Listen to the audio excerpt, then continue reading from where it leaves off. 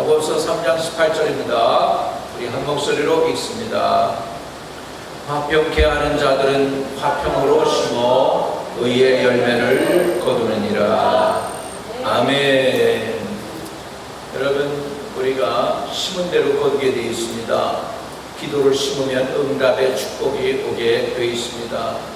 열정과 사랑으로 하나님께 내 몸을 심으면 몸에 건강을 주십니다. 물질을 심으면 물질의 복을 주실 줄로 믿습니다. 또 화평을 심으면 화평으로 심어서 화평의 열매를 거두게 되는 줄로 믿습니다.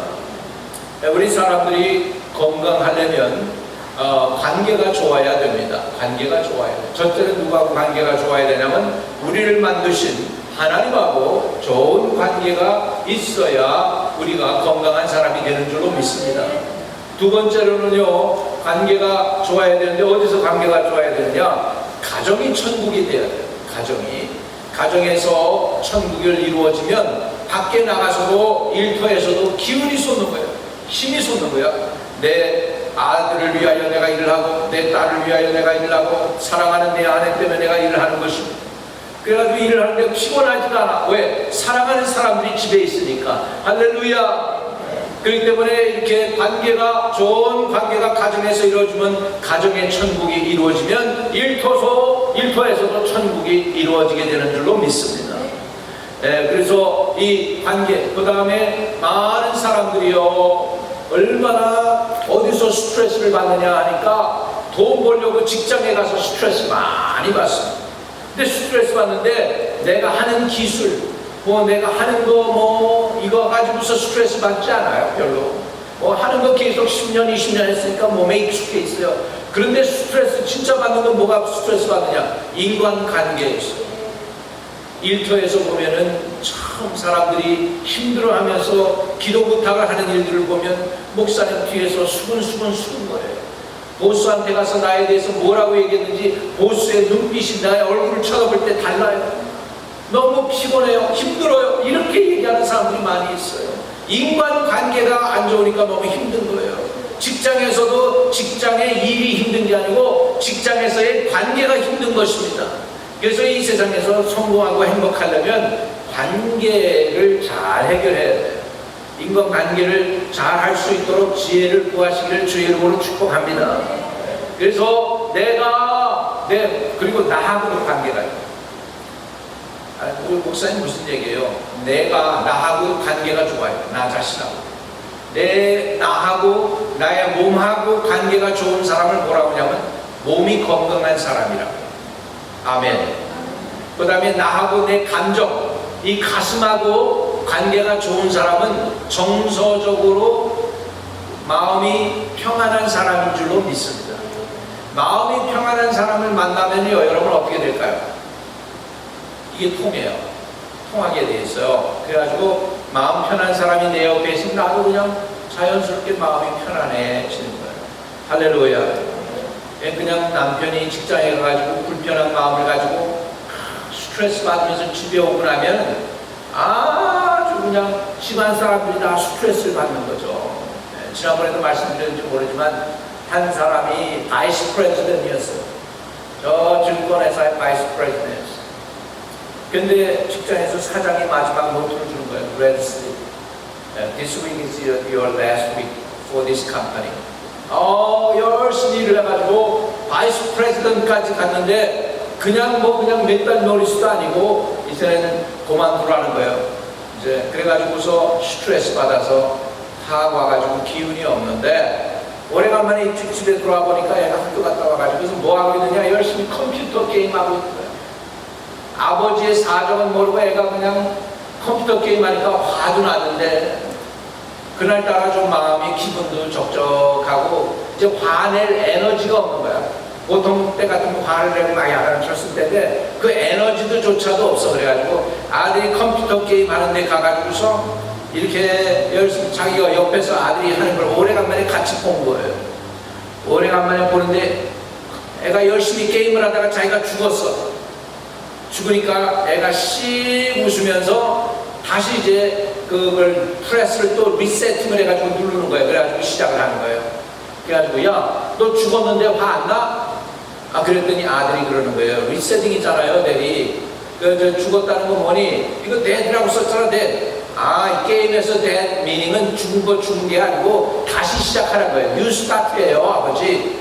그런데 거기에 뭔가 자기가 두드려 맞았어. 땡 하고, 이게 retire 그 끝이 아니고 다시 시작하라는 거구나. 할렐루야. 그래서 아들 게임을 보면서 감동을 받고 새로 기쁨을 소망을 갖고 새로 시작했다고 합니다. 아멘. 이렇듯이 이 세상에서 참 우리에게 스트레스를 주는 게 뭐냐면 관계인데, 관계 회복을 잘 할 때 놀라운 일들이 많이 일어날 줄로 믿습니다. 우리 나하고의 관계 여기가 허전하면요, 내가 만족이 없습니다. 내가 만족이 없어요. 특별히 우리 연세 드시지 않으셔도 젊었을 때 생각을 해보면 만족이 없을 때가 언제 만족이 없냐? 해가 갈릴 때. 봄이 지나고 여름이 오고 가을이 오면 이제 조금 벌써 이제 저기 백화점들 디파트먼트 스토어에는 벌써 지금 여름이지만 겨울옷 갖다 놓을 때예요. 지금 겨울옷 갖다 놓을 때입니다. 그래가지고 이제 정리를 하죠. 이제 여름옷 다 정리해서 직원을 정리를 하고 클라젯을 다 열고 이제 가을이 오고 겨울이 오니까 옷을 갈아입는 걸 준비를 해야 되는데, 옷은 무지 마라. 50벌 돼, 한 60벌 되고 50벌도 되고 막 그래요. 그런데 입을 옷이 없어. 그러면 뭐냐면 옷은 막상 있는데, 많이 있는데 진짜 막상 입으려고 하니까 맞는 옷이 입을 옷이 하나도 없는 거예요. 마음이 허전한 거죠. 이것이 나하고의 관계가 이렇단 말이죠. 그런데 정말 이웃과의 관계 쉽지 않습니다. 어떻게 하면 우리가 이웃과의 관계를 잘 맺을 수 있을까 하는 것에 대해서 오늘 은혜를 나누고자 합니다. 첫째, 목소리가 너무 크면 안 됩니다. 자, 잠언 15장 1절에 보니까 유순한 대답은 분노를 쉬게 하여도 과격한 말은 노를 격동하느니라, 그렇게 말씀하고 있습니다. 여러분, 우리가 소리를 치게 되면요, 소리를 지를 때부터 이 앞에 우리 두뇌가 잠깐 멈춥니다. 우리는 하나님이 그렇게 만들었어요. 그래서 두뇌가 일을 할 때는 중추신경에서 이렇게 다른 작용을 갖다가 좀 멈추게 합니다. 그래서 생각을 많이 할수록 몸이 제대로 안 움직이게 되겠어요. 생각하는 사람은 몸을 잘 움직이지 않습니다. 말도 그렇게 많이 하지 않습니다. 생각을 깊이 하는 사람. 그래서 여러분, 약간 우리 눈에는 어눌해 보이지만 말이 약간 더듬는 사람들이요, 이 사람들이 왜 더듬느냐? 머리가 너무 빠른 거예요. 머리 회전이 빠른데 내 생각하고 내 일이 안 따라가는 거야. 내가 생각은 빨리 하는데 일이 그걸 못 따라가니까 약간 그런 거예요. 그 사람들이 어눌해서가 안 해요. 그런 사람들 여러분 주의해 보셔야 돼요. 지혜로운 사람들이 많습니다. 말을 천천히 하고 늦게 하는 사람들이 지혜로울 수가 있습니다. 그리고요, 우리가 소리를 조용히 낮출수록, 소리를 크게 지를수록 우리가 어디에 되려면 본능에 가까워져요. 본능에 가까워져요. 그런데 우리가 차분하게 말을 하려고 그러면 벌써 이성이 작동하기 시작하는 거예요. 내 논리가 작동을 해요. 그래서 말을 큰 소리로 하려고 그러고 빨리 하려고 하는 것보다는 천천히 생각하면서 하려고 하는 때, 그때 뭐가 생각이 깊어지는 거죠. 그래서 인간 관계에서 우리가 어떻게 잘 회복을 해야 되느냐 할 때, 그때는 말의 수를 낮추고 그 다음에 소리를 적게 할수록 좋습니다. 아멘. 왜냐하면 상대방이 말을 크게 하면요, 나도 어떻게 해요? 갑자기 감정이 상하면서 말을 크게 해버리기 시작해요. 그러면 어떻게 되죠? 그러면서 부딪히는 거예요. 한 손으로 부딪힐 수가 없어요. 이쪽에서 세게 나올 때 나도 세게 나오니까 이렇게 하고 부딪히는 거거든요. 그러니까 이쪽에서 세게 나올 때 부드럽게 말을 낮추면, 그렇게 되면은 이렇게 조용히 그 문제를 캄하게 할 수가 있습니다. 전도서 9장 17절에도 조용히 들리는 지혜자의 말이 우매한 자들을 다스리는 고령보다, 큰 소리보다 낫다, 그렇게 말씀하고 있습니다. 그래서 우리가 소리를 적게, 톤을 낮추시기를 주의 이름으로 축복합니다. 옛날에 우리 재직회 하게 되면 옛날에 우리 집사님들 가운데 소리가 크신 분들이 몇 분 계셨어요. 그래가지고 그분만 얘기하면 다른 사람들도 다 얼굴이 시뻘게 해가지고 이렇게 될 때가 있었어요. 근데 이분은 그렇게 해야 돼요. 왜? 이 사람들을 부려가지고 건물도 지어야 되고 뭐도 지어야 되니까 막 사람들 몰아붙여야 되는 거예요. 근데 그것을 갖다가 교회에서도 그렇게 하다 보니까 이게 안 먹히는 거죠. 그렇게 안 되는 거잖아요. 그러니까 이 소리가 클수록 다툼이 세지는 거예요. 그래서 집에서는 조용조용 사뿐사뿐 대화하는 것도 배우는 은혜가 있기를 주의 이름으로 축복합니다. 할렐루야. 숨을 가다듬고 천천히 말하라 그랬어요. 미국 사람 중에 우리 그 파운딩 파더라고 그러죠. 미국을 세운 건국 아버지들 가운데 타마스 제퍼슨이 있습니다. 타마스 제퍼슨이 있습니다. 이 사람이 이런 얘기까지 했어요. Give me a liberty or give me a death. 내게 자유를 주시오. 그렇지 않으면 차라리 죽겠습니다. 이런 얘기도 했다고 그러죠. 그래서 이 미국이 자유민주주의가 된 건 그런 사람들의 마음 때문에 자유민주주의가 됐는데 그 사람이 이런 얘기를 했어요. 화가 날 때는 한 발자국 물러나서 count 100. 이게 무슨 소리예요? 화가 날 때는 한 발자국 물러나서 이렇게 하라는 거야. 1, 2, 3. 그러다 보면 내가 왜 화가 났지? 그걸 잊어버린다는 것이죠. 그리고 너무 집에서도 이렇게 말이 자꾸 많이 나오면요, 거기 가만히 있어가지고 부딪히지 마시고 훌쩍 일어나서 저 공원 한 바퀴 뺑 돌고 오면 그러면 다 풀어진 줄로 믿습니다. 아만 그냥 거기서 부딪히면 안 됩니다. 편안하게. 잠언 15장 18절에 돈을 쉽게 내는 자는 다툼을 일으켜도 노하기를 더디하는 자는 시비를 그치게 하느니라. 잠언 29장 11절에는 어리석은 자는 자기 노를 다 드러내어도 지혜로운 자는 그것을 억제하느니라. 그게 말씀했습니다. 이건 우리 한번 찾아보겠습니다. 전도서 10장 4절이에요. 전도서 10장 4절입니다. 같이 읽어요. 전도서 10장 시작. 주권자가 내게 분을 일으키거든 너는 제자리를 떠나지 말라. 공손함이 큰 허물을 용서받게 하느니라. 때는 우리가 직장생활 하는데 여러분, 저 사람이 주권을 갖고 있어요. 보스예요. 이유도 없이 화를 많이 낼 때가 있습니다. 견디기 어렵죠. 중국 자매인데 케이크를 만드는 사람. 근데 늘 저녁에 와서 기도받으면서 울어요. 보스가 이유도 없이 자기한테 화를 낸다는 거예요. 그리고 가끔가다 툭툭 던지는 말이 너 없어도 우리 가게 잘 된다고 그러고 딴 사람들 많이 있다고 그래가지고 부담을 주는 거죠. 어떻게 하면 좋냐고 그러고 그런 얘기를 할 때 참 많이 힘들겠구나 그러면서 그래도 공손히 있어라.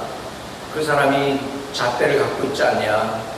견뎌라. 그런 얘기를 했습니다. 그래서 어느 날은 얼굴이 펴서 왔어. 왜 그랬냐 하니까 보스가 자기한테 그랬대. 너 없으면 내가 이 사업 못하겠대. 그 말 한마디에 또 저는 좋아하는 거예요. 야, 참. 그래서 우리가 말을 어떻게 하느냐가 중요하죠. 정말 우리가 다툼을 없애는 거, 관계 회복으로 나가는 길 중에서 중요한 게 있습니다. 말 많이 하지 말고, 따라합시다. 말 많이 하지 말고 많이 들어라. 하나님은 우리에게 두 귀를 주셨어요. 귀 몇 개를 주셨다고요? 2개. 입은요? 하나. 그러니까 이건 뭐냐면 2번 듣고 1번 얘기하라는 것이죠. 성경에 이렇게 얘기합니다. 야고보서 1장 19절에 1장 19절 야고보서 1장 19절에 같이 읽어봅니다. 시작. 내 사랑하는 형제들아 너희가 알지니 사람마다 듣기는 속히 하고 말하기는 더디하며 성내기도 더디하라. 성내기도 더디하라. 잠언 13장 10절에도 보면 잠언 13장 10절에도 보면 교만에서는 다툼만 일어날 뿐이니라 권면을 듣는 자는 지혜가 있느니라. 여러분 연세 들어가면서 사람들이 좀 멋있게 늙어가야 되는데 좀 추하게 늙는 거하고 멋있게 늙는 거하고 다른 게 있습니다. 추하게 늙는 사람들은 고집이 세집니다. 연세가 들수록 좀 은혜롭게 그레이스풀하게 연세가 들어가는 분들은 뭐가 다르냐? 얘기하면 알아듣습니다. 이해를 합니다. 인정을 합니다. 어느 연세가 드신 칠순 할머니인데 저놈은 늙은이하고 도대체 못 살겠다고 얘기를 하시는 거예요. 그래서 아니 왜 그래요? 그랬더니 이렇게 얘기하는 거예요. 자기 말만 해요, 목사님. 내 얘기는 한마디도 들으려고 하지도 않아요. 그런데요, 좀 그게 좀 변하는 이렇게 모양이라도 흉내라도 내면 그러면 여태껏 자기가 당한 거 다 잊어버리고 그래도 살겠는데 이게 점점 더 그런다는 거예요. 점점 더 고집이 세지니까 이제는 못 살겠다는 거예요. 이렇게 얘기를 하는 분이 있었습니다. 옛날에 연세 드신 분이. 그래서 제가 속으로 그랬어요. 나도 나이 들면서 고집 부리면 안 되겠구나. 저는 그래서 하나님 나 고집 세지지 않게 해주세요. 나이 들면서 제발 고집 세지지 않고 고분고분하게 해주세요. 할렐루야. 우리 연세 드신 우리 아버지들 그냥 연세가 들수록 고분해주시기를 주의 이름으로 축복합니다. 아멘이 없으신 것 같아요.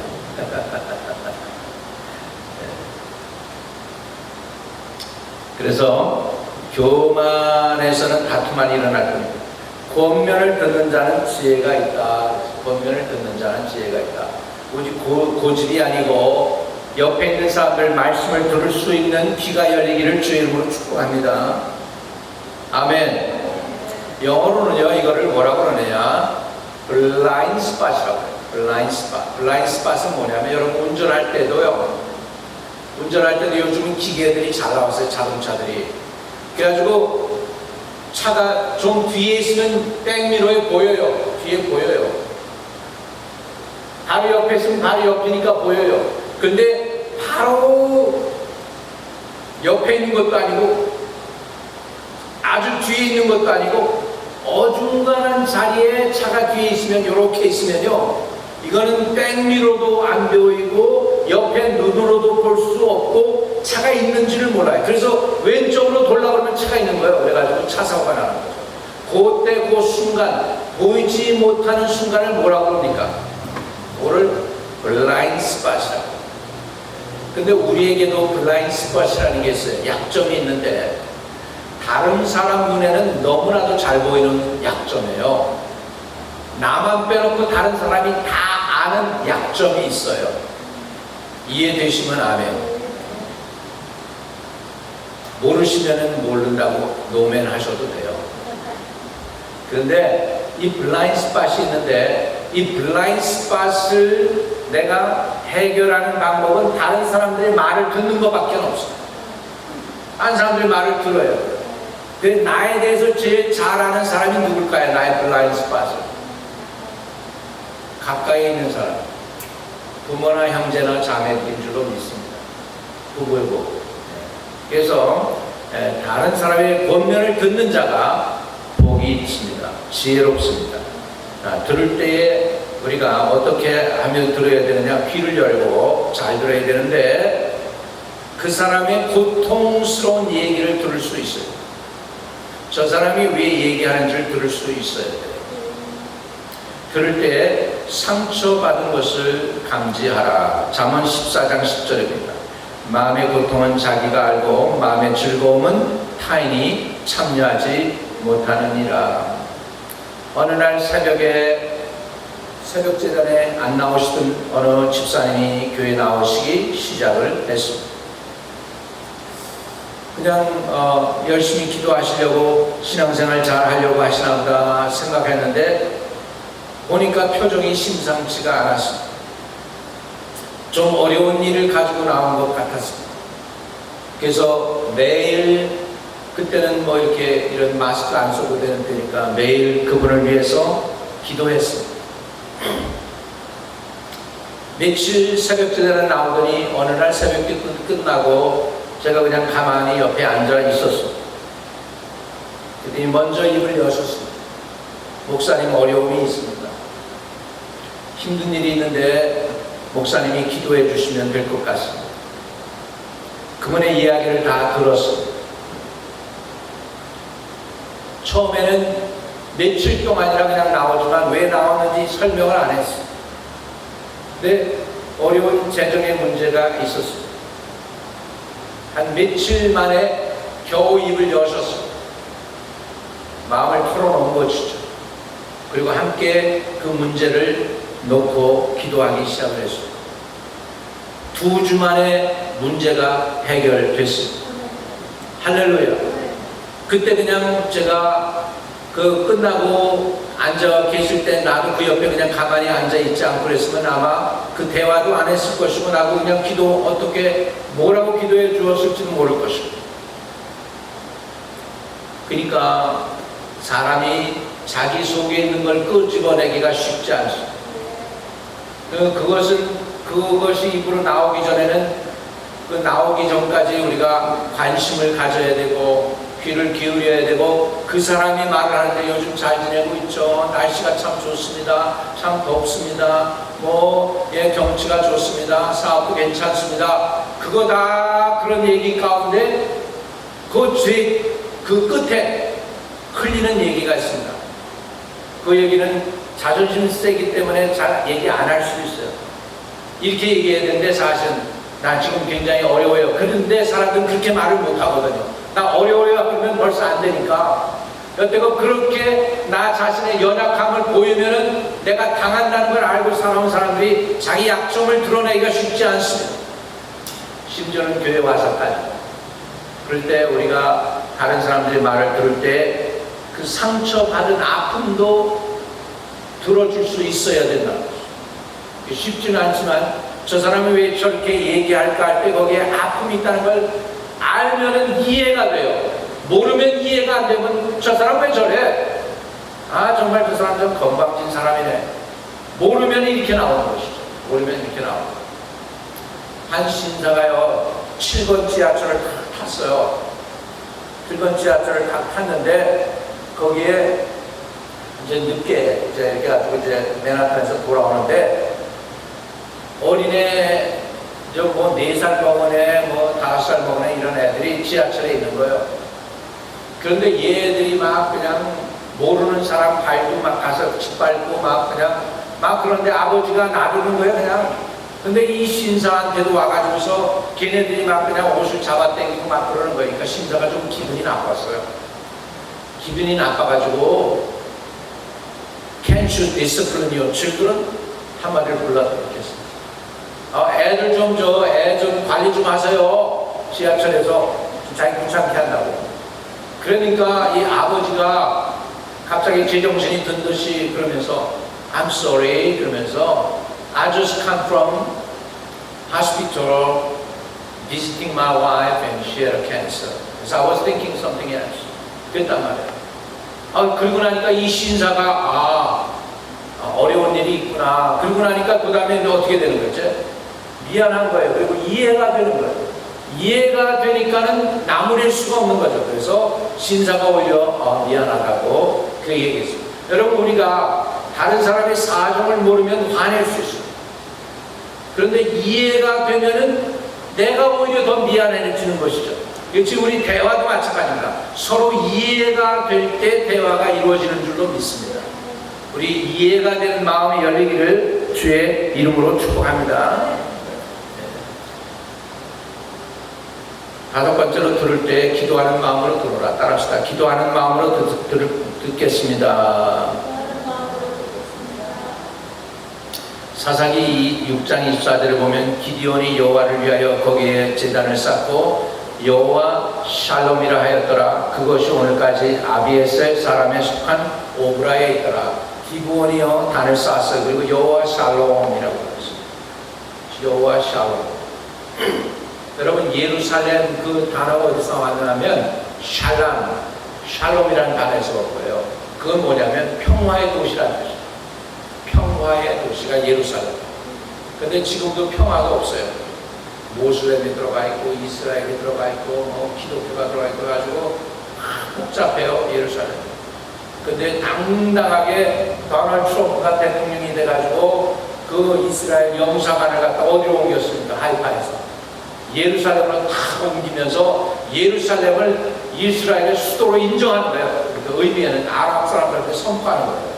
굉장한 일을 한 거죠, 대통령으로서. 그런데 이 여호와 샬롬은 평강인데요, 그 의미는 뭐냐면 하나님이 내 두려움을 내쫓았습니다 라는 의미가 있어요. 저와 여러분이요, 정말로 기도하면서 들을 때 내 마음에, 내 안에 있는 두려움이 사라지게 될 줄로 믿습니다. 그리고 여러분이 마음이 평안하고 담대하면 어떻게 될까요? 옆에 있는 사람이 이렇게 떨다가도 어머나 어떻게 막 이러다가도 그 사람도 평안하고 담대해지는 줄로 믿습니다. 따라합시다. 장부답게 담대하여라. 할렐루야. 많은 사람들이요, 사슴같이 놀라는 사람들이 있어요. 사슴처럼. 저 아프리카 짐승들 카메라 찍어보니까 뭐 조금만 소리 나도 그냥 이 사슴이 깜짝 놀라가지고 사자가 왔나, 뭐 이렇게 늑대가 왔나, 그냥 하이에나가 왔나, 그냥 깜짝깜짝 놀래요. 우리 그렇게 하지 않냐고, 우리 하나님을 의지함으로 마음이 평안하시기를 주의 이름으로 축복합니다. 그리고 이웃을 먼저 다 이해하려고 해도 잠언 18장 13절에 보면 누구든지 악을 선으로 갚으면 그 악이 그 집에서 떠나지 않으려느니라 이렇게 말씀하고 있습니다. 우리가 다툼을 그치려면 상대방을 이해하려고 해야 됩니다. 빌립보서 2장 4절과 5절에 보면 각각 자기를 돌아볼 뿐더러 각자 다른 사람의 일을 돌아보아 나의 기쁨을 충만하게 하라. 너희 안에 이 마음을 품으라. 곧 그리스도의 예수의 마음이다. 저와 여러분이 예수 그리스도의 마음을 품게 되시기를 주의 이름으로 축복합니다. 그리스도의 마음을 품게 될 때에 우리는 상대방을 이해할 수가 있습니다. 상대방을 이해하면 그 다음에는 이제 용서가 됩니다. 이해가 안 되면 용서도 안 나가요. 그러나 그 사람이 왜 그랬지? 저 친구 왜 저렇게 하는 거야? 그 말 미안해, 그 말 한마디면 내가 들어서 얼마나 좋을지 몰라. 그 한마디면 내가 다 용서하겠는데, 이런 사람들이 많이 있어요. 네. 근데 이해 못하니까 그 한마디라도 왜 말을 못하는 거야? 이렇게 얘기할 수가 있는데, 상황과 여건을 들어가서 보니까 내가 이해가 되면 용서해줘야지. 얼마나 힘들었으면 그렇게 할 수밖에 없었을까? 이게 되면 용서가 되는 것입니다. 저와 여러분이 주님의 마음을 가지고 서로를 이해할 수 있는 그리스도의 마음을 품으시기를 주의 이름으로 축복합니다. 나 자신을 갖다가 객관적으로 볼 수 있는 눈을 달라고 우리가 기도해야 될 필요가 있어요. 뭐라고요? 객관적으로. 영어로는 우리가 우리 자신을 볼 때 objectively 볼 수 있는 거예요. subjectively 보는 게 아니고 objectively. 그래서 객관적으로 모든 걸 볼 수 있어요. 주관적으로 보면 내 아이디어가 들어가고 내 생각이 들어가고 내 중심적으로 내 눈으로 보니까 이게요, 내 주관만 주장할 수가 있어요. 그러나 객관적으로 모든 걸 보면 공평하게 판단할 수 있는 눈이 생기는 줄로 믿습니다. 시편 139편 23절 24절에는 다윗이 이렇게 하나님에게 호소합니다. 이렇게 하나님에게 호소해요. 139편 23절 24절 같이 시작. 하나님이여 나를 살피사 내 마음을 아시며 나를 시험하사 내 뜻을 아옵소서. 내게 무슨 악한 행위가 있나 보시고 나를 영원한 길로 인도하소서.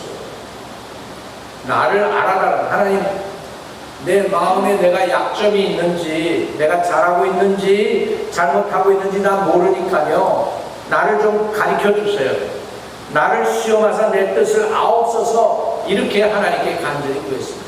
얼마나 성숙한 사람이에요. 이런 기도를 할 정도면 다윗왕은 대단한 사람이에요. 그러니까 사울을 죽일 수 있는 절호의 찬스에서 죽이질 않잖아요. 누구의 마음을 의지하고 하나님을 의지하고 하나님이 죽이지 말라는 걸 아니까 그래도 인내하는 거예요. 자기의 약점을 가르쳐달라고 하나님께 지금 구하고 있잖아요. 솔직히요, 저 지미 카터 대통령이 자기 아내 로즐렌이 당신 이런 거 안 좋아 이렇게 얘기하면 기분이 나쁘대요. 더더군다나 공화당에서 자기 약점을 그렇게 얘기하면 굉장히 기분 나쁘대요. 대통령도 기분 나빠하는. 그런데 이 다윗은 하나님, 나 좀 나의 약점 있는 거 좀 드러나게 해주세요. 나로 알게 좀 해주세요. 이렇게 기도했다는 거예요. 얼마나 성숙한 사람입니까? 우리가 서로 이렇게 기도할 수 있기를 바랍니다. 하스번하고 아내하고도 잘 관계가 잘 될 줄로 믿습니다.